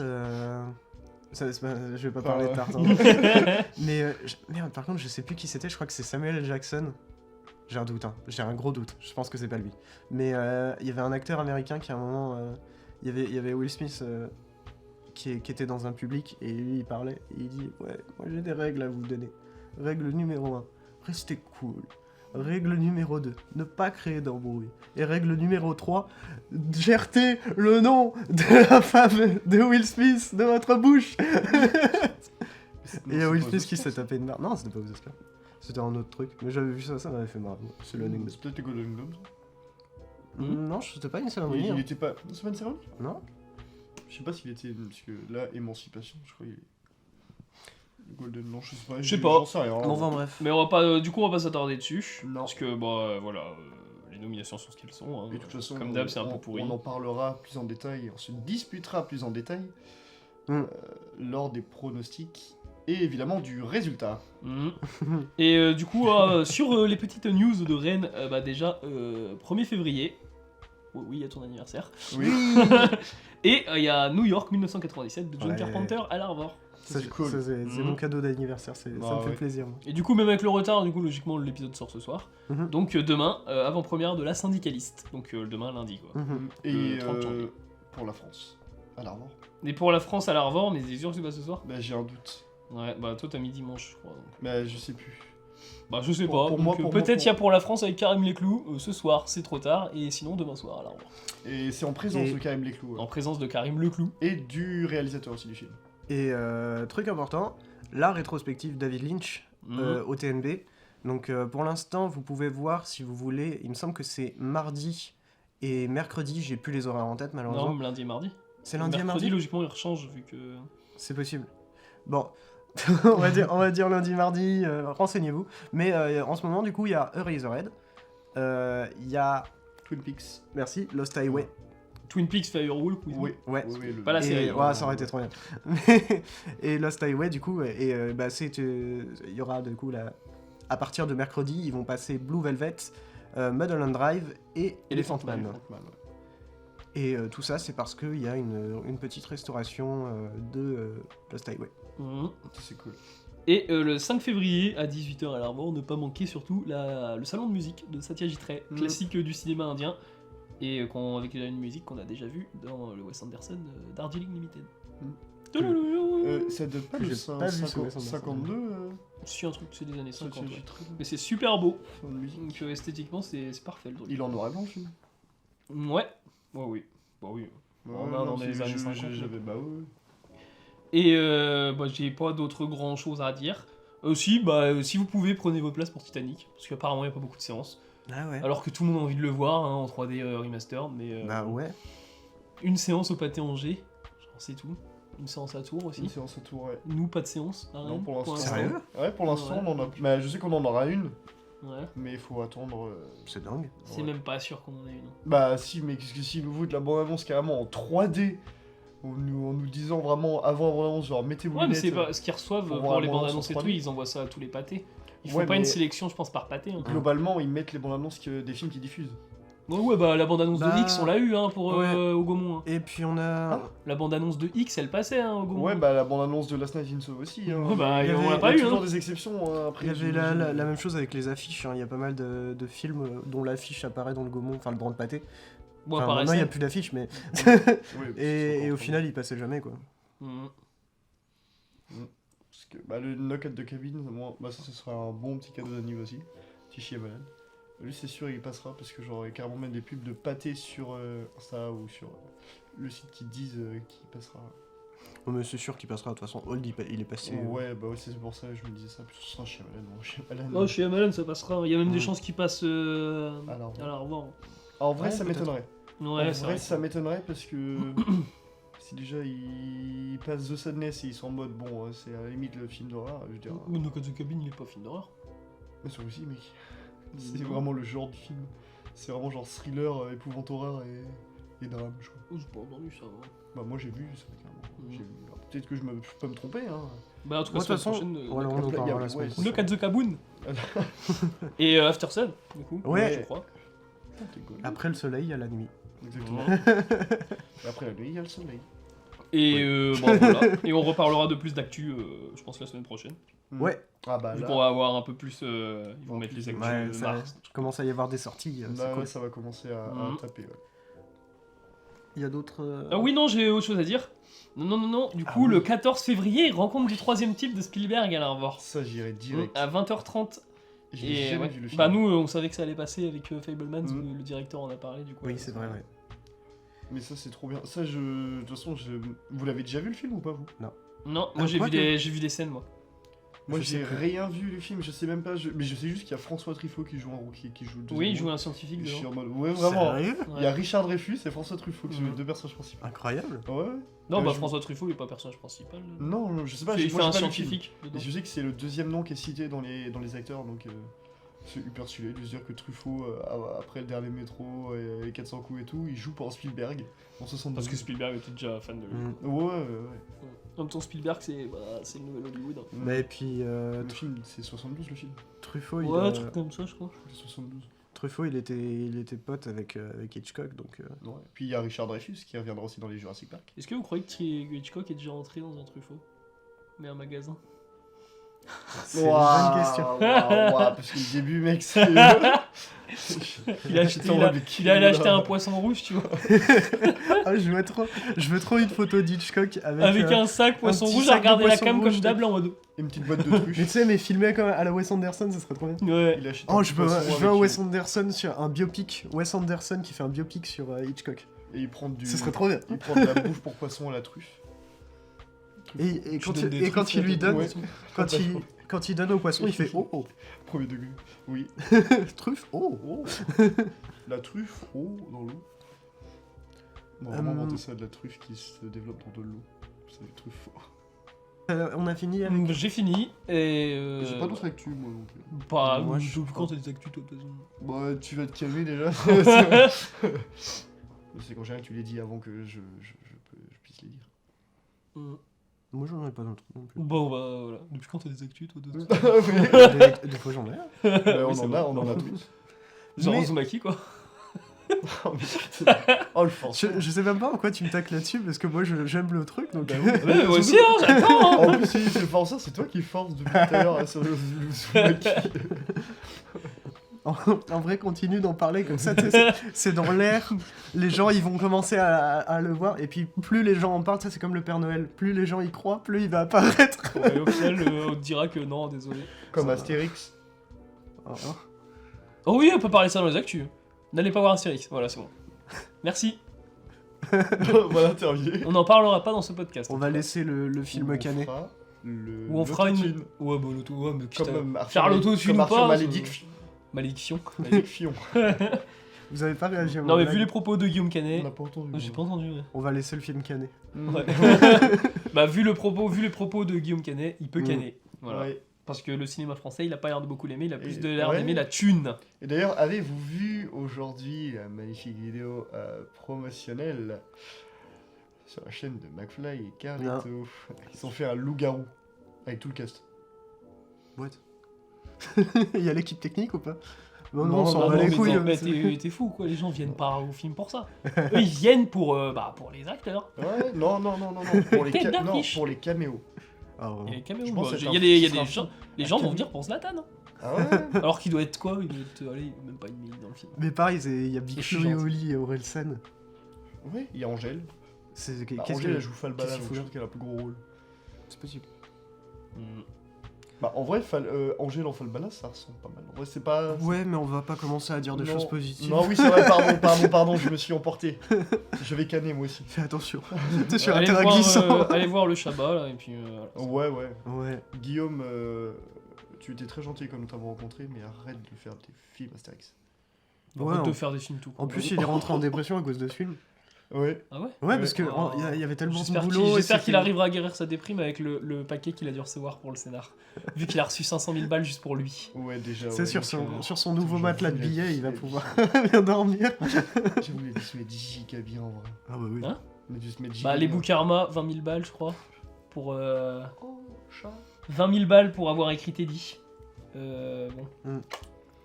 Mais en vrai, c'est 500 000 balles pour avoir écrit lui. Après, ils sont deux, donc en vrai, c'est non, 10 000 balles chacun. quoi. 500 000 pour avoir écrit lui, 500 000 pour avoir réalisé son propre projet. Ouais. Le mec se fait 1 million juste pour. Et c'est son projet et il se fout deux fois dedans. Donc, déjà, le melon, quand un mec se fout deux fois dans son film, en général, le melon. Alors, je sais que Tilda Swinton, par exemple, elle est deux fois dans le prochain film de Joanna Hogg, mais c'est Joanna Hogg qui réalise quoi. Ouais, mais C'est pas Tilda Swinton qui casse Tilda Swinton deux fois quoi. Sauf que Canet, du coup, ce qui est bien, c'est que lui, du coup, il a son cachet de scénariste, il a son cachet de réal, mais du coup, s'il s'est mis dedans, c'est qu'il va avoir aussi son cachet d'acteur. Le mec, là, il se met bien. En plus, Oh il la a la prod. vache. Il a la prod, donc il va prendre son Il cachet y à a la deux prod. cachets d'acteurs en plus du coup. Bah non, Bah, il a un cachet pour deux rôles. Bah oui. Ou trois, je sais pas combien de fois il est Ouais, dedans. mais c'est pas grave, en soi, du coup, il tape prod, réal, scénar, acteur. Et c'est Purée, bien, ouais. c'est vachement bien. Ah, Plus mais. cachet d'acteur, mec, Franchement, c'est là, pas mal, hein. je regrette de quand on l'a rencontré de pas lui avoir demandé un peu d'argent de poche. Ou je sais Ouais, pas. ouais. Tu sais, il m'aurait sorti un billet de 500, j'aurais été en Ouais, mode bah genre, c'est wow, bon, je suis wow. refait pour un mois. Donc voilà, si vous voulez sauver le cinéma français, allez voir Astérix. Ouais. D'après Guillaume Canet. Ah, d'après Ouais, mais alors que Guillaume, non, au contraire, Mhm. c'est là où vous allez plus le perdre qu'autre chose.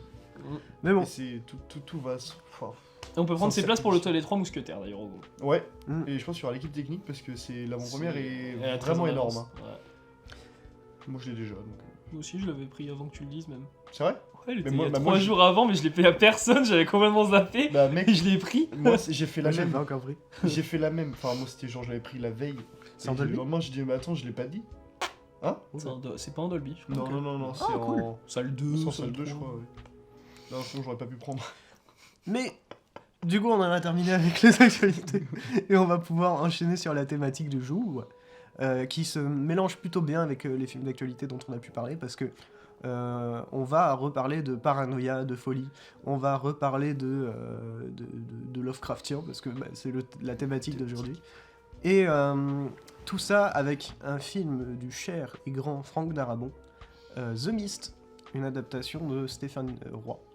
Comme mon professeur au lycée, je le répète, comme la dernière fois, ça n'a toujours pas Ton changé. professeur au lycée s'appelle Ouais. Stéphane Roy. Mais vraiment, c'est vraiment le cas, c'était mon prof d'élec. Ah la vache.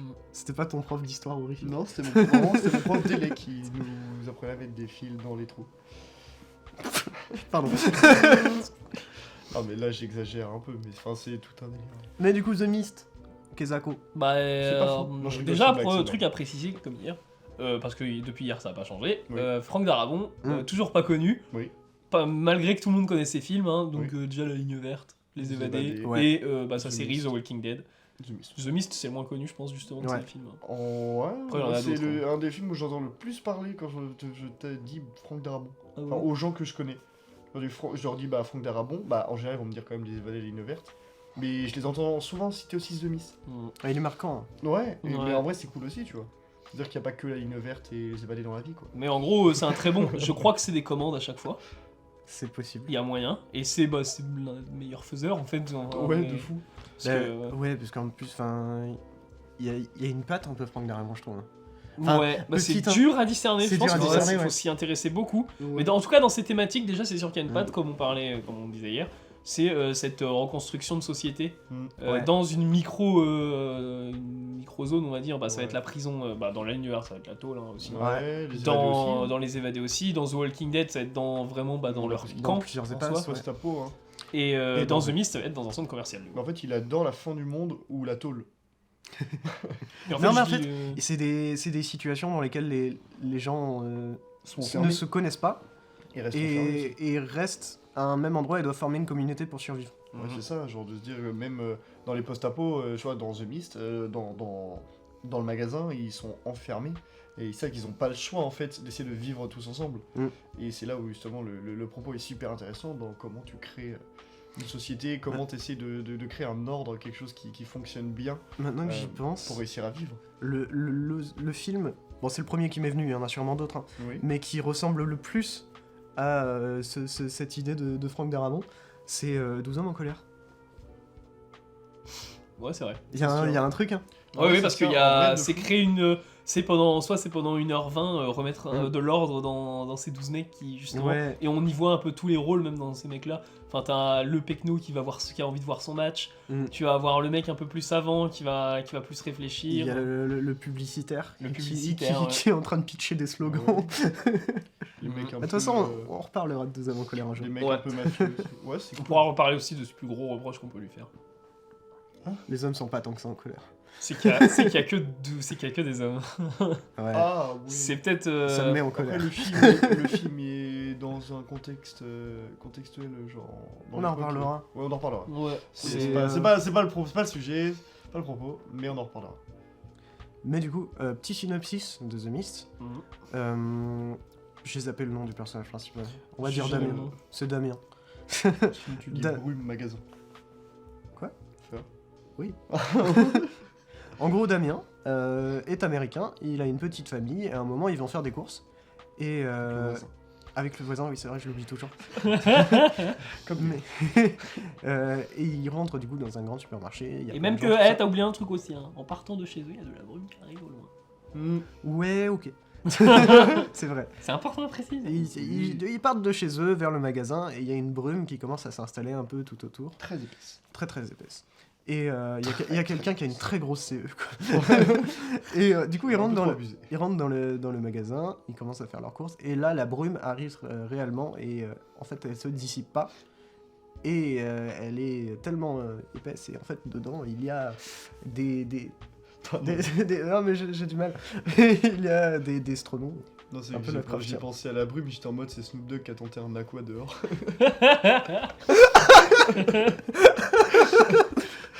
Yo man, I'm gonna do the first aqua in En vrai, the tu pourrais faire un montage comme ça, je pense. Snoop Dogg Ouais, qui ah fume, ouais, vraiment, ouais. juste une vidéo de Snoop Dogg facecam qui fume, et puis ensuite tu mets le plan de The Mist.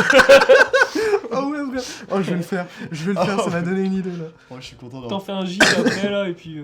Ah vraiment. C'est pour ça que j'ai rigolé. Ah c'est génial. Oh merci. Ouais, je t'en prie. Mais du coup ouais, synopsis en vrai assez simple pour The Mist, mais concrètement c'est un petit peu ce qui arrive souvent avec Stephen King, c'est que l'histoire de base est simple, mais après il y a beaucoup de choses qui vont s'y passer, et ça va aller très loin à partir d'un truc basique quoi. Bah, c'est un concept, c'est un high concept de base en fait, ça démarre sur un high concept, ensuite on va explorer justement ce qui se passe dans ce concept là.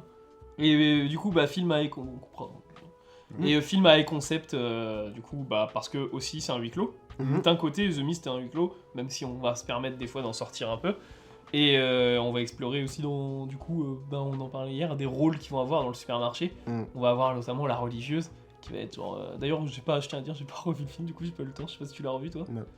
Et ça me fait chier parce que bah, j'aurais aimé voir, même si j'ai toujours les images qui me restent en tête, j'aurais aimé le revoir avec un nouveau regard, on va dire, comme à Cannes. Moi, je l'ai vu avec un nouveau regard. Sélection, un certain regard. Ah. Et moi, il y a un truc qui m'a marqué aussi d'ailleurs, c'est l'installation de ce concept-là. Parce que vous avez la brume qui arrive du coup des collines. Ouais. Mais quand ils arrivent au supermarché aussi, il y a un passage de convoi militaire, je crois, à ce moment-là. Ah ouais. Oui, il y a Oui, c'est vrai. il y a un ouais. convoi militaire qui fonce dans l'autre direction, Mm. et où tu les regardes vite fait, et puis et il y a un côté très d'installation de trucs, c'est Mais, super intéressant. C'est pas le convoi militaire même qui Je sais pas diffuse- si c'est le même en soi, c'est Non mais pas... qui diffuse un message et, Ah, si. et qui leur dit de pas rentrer chez eux en fait, de rester dans le magasin quoi, et de se barricader. Ah. Il me semble que c'est ça. Hein. Non, c'est C'est un. pas ça Non, je sais plus si c'est un militaire ou si c'est. Mais oui, en tout cas, il y a un gars qui arrive, qui saigne du nez et tout. Oui, qui ouais, est en t'as mode, raison. non, ne sortis pas parce que c'est la merde dehors. Mm. Et ce mec s'appelle McGuffin. Mais...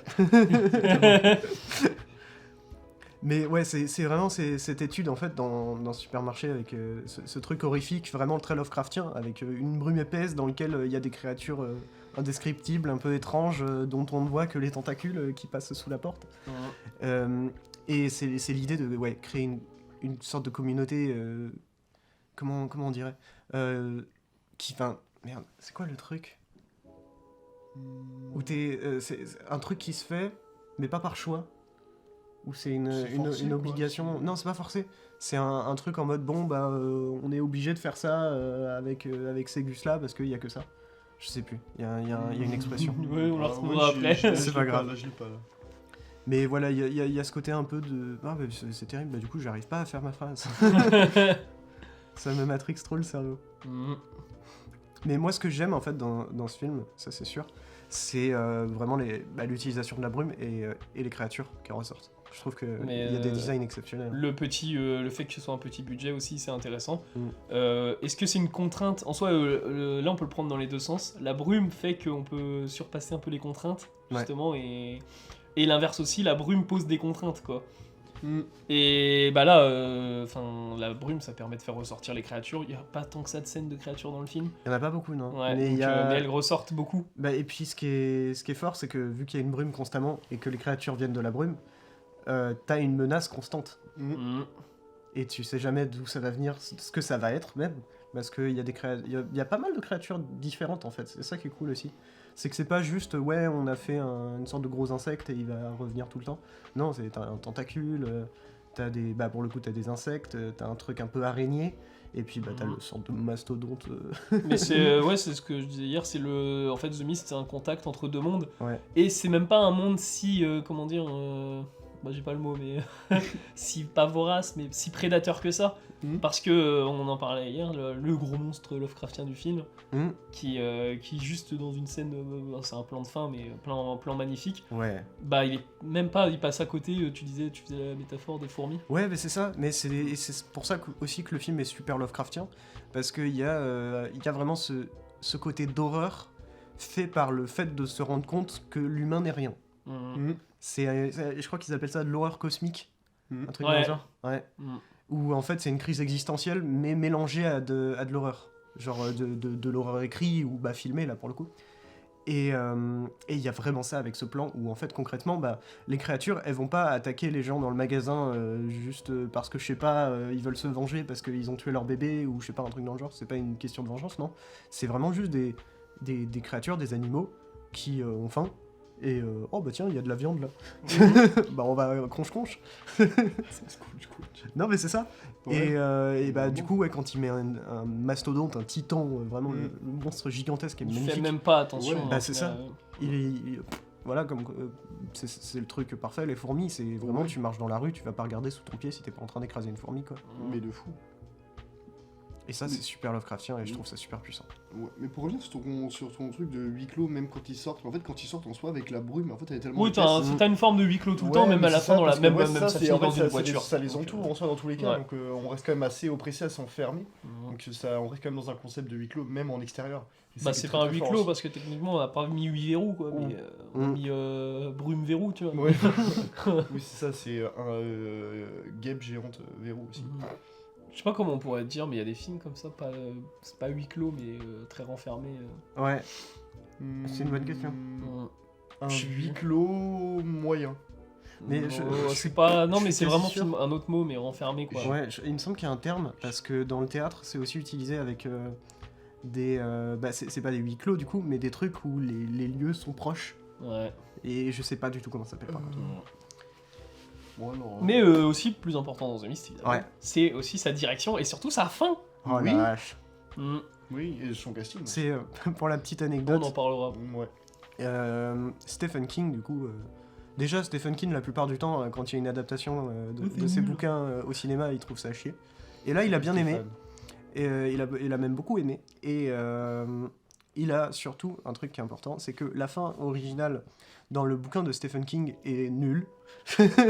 Elle est franchement pas top. Je vais pas la spoiler, bien sûr. Mais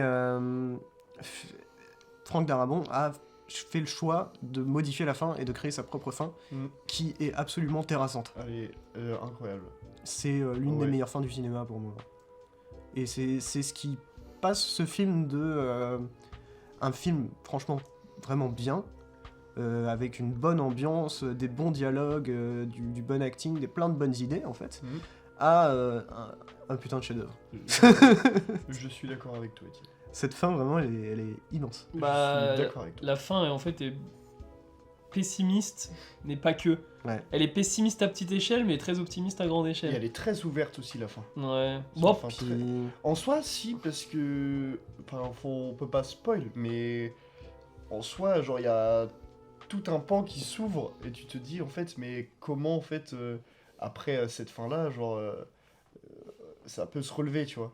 mais on en a parlé un J'essaie peu de hier, mais cadrer. sans spoiler, mais je disais Ouais, du coup mais- que en soi ton héros dans ce film-là, clairement à la fin devient un meurtrier. Ouais. On va pas, bon, se spoil pas, parce que- Non. sauf en voyant quand t'arrives à 2 secondes de la fin, quoi, tu te dis ah ouais peut-être qu'il va faire ça, mais. oui, enfin après. Mais ton perso ouais devient un meurtrier et au Tu final. t'en rends compte même sans avoir. Mais c'est même ça qui est fort en vrai avec cette scène de fin, c'est que concrètement pendant toute la scène, il y a un truc où tu te dis ouais, ça va être ça. Mm. Sauf qu'en même temps, t'as ce truc de non, ça peut pas être ça. Parce qu'il a choisi la pire chose possible et il l'exécute mais tellement bien. Et après, en plus de la pire chose possible, il y a une autre pire chose possible. Ouais. C'est. Bah pire chose.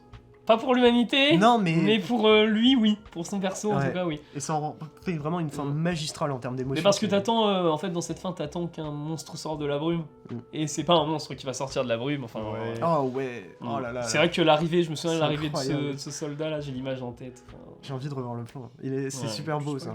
ça. Hein Mais non. En soi, le truc, c'est que je sais pas comment on peut spoil le film, parce que tu passes la majorité du film dans le supermarché. Bah, en À fait, aucun moment tu ouais. peux te dire, enfin, même si tu dis à la fin l'humanité gagne, ça change rien au film. En Ouais. soi. Parce que c'est pas la narration du film. Ce bah, truc-là. en vrai, pour moi, ouais, c'est le film est pas spoilable sauf la fin. Moi, la fin, c'est vraiment le truc, faut pas divulgacher. Bah, on Parce n'a que pas c'est- divulgaché. Non, Bah, bien sûr. Elle est tellement Mais je mise en parle forme cette globalement, fin. Peu dans le importe film. en fait si vous connaissez la fin de toute façon de The Mist, enfin la belle fin en tout cas. Mm. Genre elle est tellement bien mise en scène et très Ouais. en forme que Oh la vache, ouais. elle va forcément taper quoi. Ouais, en vrai, c'est Et sûr. en vrai faut demander à qu'est-ce qui repasse au cinéma. Ah En ouais. Par contre en VO, hein, parce qu'il y a une VF, elle est claquée. Moi je l'ai toujours connu en VF le film. Moi, j'ai T'as toujours- peut-être une bonne Moi, VF. je les regarde en Je sais VO. pas, bah après peut-être il y a plusieurs VF. Parce que je sais que j'avais une version VF à un moment qui était horrible. Ah, je crois que je l'ai regardé en VF, le film. Bah moi je crois que la VF m'a... Après quand je l'ai regardé il y a longtemps. Donc, Bah, moi, je l'ai revu récemment, je crois que je l'ai regardé en VF parce que j'avais pas la VO. Et en vrai, la VF, ça allait, hein. Bah, je pense qu'il y a plusieurs VF. C'est- Et bah, la VF j'avais que dû j'avoue. avoir la VF québécoise ou un truc dans le genre. Ah ouais, ouais, ouais. moi en c'est- général ouais, les ouais. VF québécoises elles sont en VF. Elles sont pas version québécoise tu vois.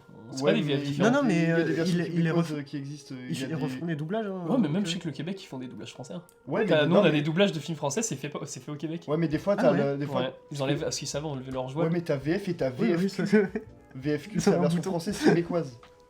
Et elles sont toujours, diffèrent toujours les deux. Il y a Ouais. toujours des différences entre les deux. Bah, c'est pas les mêmes acteurs. Oh, dans le Et puis, supermarché c'est pas aussi Carlis. des fois ouais, c'est ça, mais des fois, tu peux avoir des accents français, mais ils vont avoir des Pas en expressions diète brune. plus adaptées là-bas, tu vois. Tabernacle d'Abraham. Et du coup, oui, on en parlait, le casting. Oui. Parce Ouais. que sans The Mist, du coup, il n'y aurait pas eu The Walking Dead. Ouais. Et une grosse partie du casting The Walking Dead que vous reverrez dans The Mist. Ou plutôt, bah, du coup, une grosse partie Sur du l'inverse. casting de The Mist que vous reverrez dans The Walking Dead. C'est ça. Et faut se dire aussi que peut-être que sans Frank Darabont et du coup The Walking Dead, bon du coup je pars sur une petite tangente mais je m'en bats les couilles, il n'y aurait peut-être pas eu Norman Reedus dans Death Stranding. Oui, parce que, Le ouais, c'est Hideo vrai. Kojima. Bah, c'est Norman Ça, c'est- en Reedus vrai, qui l'a c'est vrai. popularisé, c'est vrai que c'est. C'est The Walking Dead. Mm. Après Kojima c'est un gros fan de ciné donc ça se C'est trouve il le c'est- connaissait déjà. Oui, c'est un génie aussi. Il y a de grandes chances que Kojima soit fan de The Mist. hein. Oh ouais je pense. Ouais. C'est possible. hein. The Mist toi. The Mist tout. Et de Le Dune Mist. aussi. Hmm Il est fan de Dune aussi. Ah ouais. Il est fan de tous les Ouais, bons lui, il est films. fan Ça de, se voit du avec, film de l'ancien film de Ali Abasi. Donc, Dali le film Abassi. d'avant. Le film Ouais. d'avant. Ouais, putain, Border. Ah, punaise, oui. C'est lui, c'est grâce à Kojima que j'ai connu Border. C'est moi. trop bien. Sur Twitter, il a mis l'affiche de Border, je me suis dit, waouh, l'affiche de dingue. Ouais. Ce serait que je peux- Mhm. Non, mais non. Mais du coup peut-être on a fait le tour de The Mist. Bah ouais. Bah, on a fait le bah, tour ouais, de c'est ça, ce qu'on ouais. voit, quoi, parce qu'il y a Ouais. la brume, du coup. Et la tête la plus connue du casting de The Mist, c'est Toby Jones. Tu sais Mhm. peut-être toujours pas qui c'est. Non. Oui. Mais Qui est c'est tout petit. Le mec au flingue. Je sais pas Mhm. si on va revenir. Bah, regarde le monde. Qui joue dans First Cow. Et qui joue aussi dans The Pale Blue Eye qu'on a parlé il y a pas si longtemps que ça. Et Il y a dans 2 Doctor Who. semaines. Et dans. Oui, aussi. Il Et joue dans. le maître des rêves. Il joue dans Harry Potter. J'ai un doute. Ouais, il y a beaucoup d'acteurs anglais dans Harry Potter, mais Ouais, pas Toby non, Jones. non, je crois pas que Toby Jones joue dans Harry Potter. Et c'est aussi lui qui joue. J'ai un doute, mais je crois que c'est lui qui joue aussi David Jones. Bah il joue Dobby. Il joue deux. C'est vrai Oui, bah voilà. Bah, Pardon voilà, c'est pour ça que je me disais bien que je l'avais déjà vu. Ouais il joue Dobby apparemment. Incroyable. Et Du il coup, joue je- pas je dans. vois que C'est pas lui qui joue David Jones dans Harry Potter. Non, pardon. Le crossover dans Pierre des Caraïbes. Je sais pas. Je sais plus. Je pense. Qui en fait, jouerait j'ai un David doute. Jones? Ah je pense pas. Mais ça, il a une très grosse C'est un filmo, hein, acteur David super Jones, hein. connu, David Jones. Mais c'est un gros second couteau. Hein. Ouais. Et il a une vraie gueule. Mhm. Mais du coup peut-être Ah on non, a... c'est Bill Nighy.